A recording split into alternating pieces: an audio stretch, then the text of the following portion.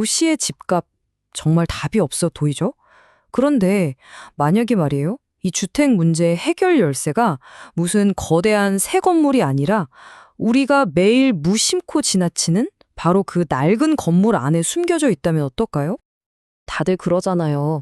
도시에 집질 땅이 어디 있어? 하고요. 그런데 정말 그럴까요? 어쩌면 문제는 땅이 없는 게 아니라 우리가 이미 가진 공간을 제대로 활용하지 못하고 있는 건 아닐까요? 자, 우선 우리가 왜 이렇게 힘들어하는지 도시주택 문제의 현실부터 한번 제대로 짚어보죠. 문제는 아주 간단합니다. 모두가 도시에 살고 싶어 하는데 아시다시피 집지을 땅은 한정되어 있잖아요. 수요는 계속 늘어나는데 공급이 따라가지 못하니까 가격이 천정부지로 치솟는 건 어찌 보면 당연한 결과죠. 이것이 바로 우리 모두가 피부로 느끼는 주택 위기의 핵심입니다. 하지만 만약에 새로운 땅을 찾을 필요가 전혀 없다면요? 해답은 의외로 아주 가까운 우리가 매일 지나치는 익숙한 곳에 숨어 있을지도 모릅니다. 이 통계 한번 보세요. 저도 이거 보고 정말 깜짝 놀랐는데요. 우리나라 공공건물의 40% 이상이 지은 지 20년이 넘었다고 해요. 심지어 30년 넘은 건물도 15%나 되고요. 그러니까 우리가 흔히 가는 주민센터나 구청 같은 건물들이 사실은 대부분 꽤 오래된 건물이라는 뜻이죠. 그런데 진짜 놀라운 건 바로 이 숫자입니다. 이 낡은 건물들이 현재 사용하고 있는 용적률, 그러니까 허용된 높이의 절반도 채 안 되는 고작 43%만 쓰고 있다는 거예요. 이게 무슨 뜻이겠어요? 건물 위쪽으로 어마어마한 공간이 그냥 텅 빈 채로 말 그대로 방치되고 있다는 겁니다. 그리고 가장 결정적인 건 이렇게 낭비되고 있는 공간이 저기 외딴 곳에 있는 게 아니라는 점입니다. 무려 63%가 주거지역 한가운데에 떡하니 자리 잡고 있어요. 바로 우리가 집이 가장 필요한 그곳에 새로운 주택을 지을 수 있는 보물 같은 공간이 숨겨져 있었던 거죠. 자, 그럼 이 엄청난 기회를 도대체 어떻게 현실로 만들 수 있을까요? 구체적인 방법 지금부터 한번 살펴보겠습니다. 아이디어는 생각보다 아주 간단합니다. 낡고 낮은 공공건물을 허물고 그 자리에 더 높고 멋진 복합 건물을 짓는 거예요.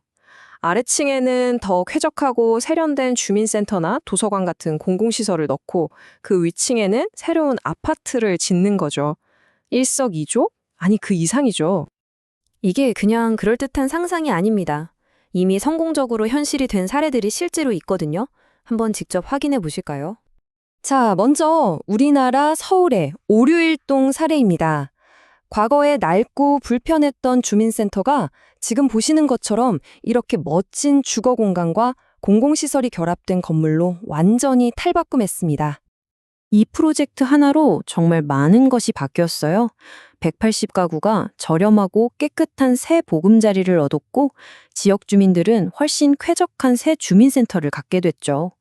그리고 무엇보다 좋은 점은 이 모든 게 기존 동네 풍경과 자연스럽게 어우러지도록 세심하게 설계되었다는 겁니다. 이런 멋진 아이디어가 한국에만 있는 건 아닙니다. 바다 건너 일본 도쿄의 도시마구에서도 정말 놀라운 사례를 가져볼 수 있습니다. 도시마구의 사례는 정말 기발하다고밖에 할 수 없어요. 아주 낡았던 구청을 허물고 432세대의 아파트와 함께 새 청사를 지었는데요. 여기서 가장 놀라운 포인트가 뭔지 아세요?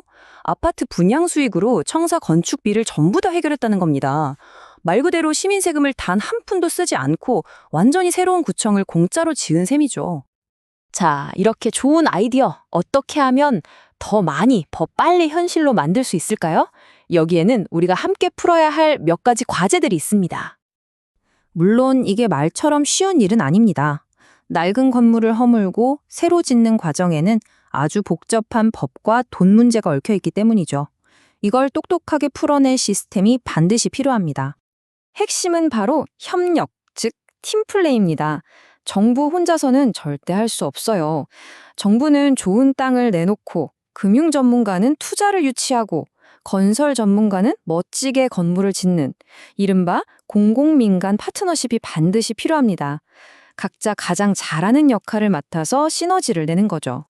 이 멋진 일을 제대로 하려면 정부가 4가지를 확실히 해줘야 합니다. 첫째, 이렇게 해도 된다는 명확한 법적 근거를 만들어주고요. 둘째, 민간 투자자들이 이거 돈이 되겠다고 느낄 만큼 매력적인 금융 모델을 짜줘야 합니다. 셋째, 부처 간의 복잡한 절차를 확 줄여주고 마지막으로 어쩌면 가장 중요한 건데요.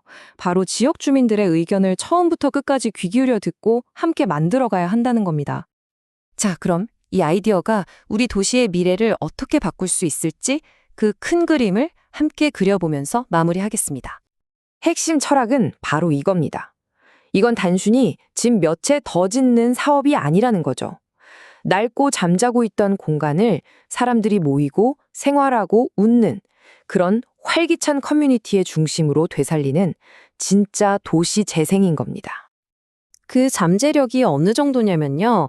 한국 정부는 이 방식으로 2035년까지 새로운 주택을 5만 호 공급하겠다고 발표했습니다. 5만 가구. 이 숫자 하나만 봐도 이 아이디어가 가진 엄청난 힘을 느낄 수 있지 않으세요? 결국 이건 우리 도시를 위한 가장 현명한 선택지 중 하나입니다.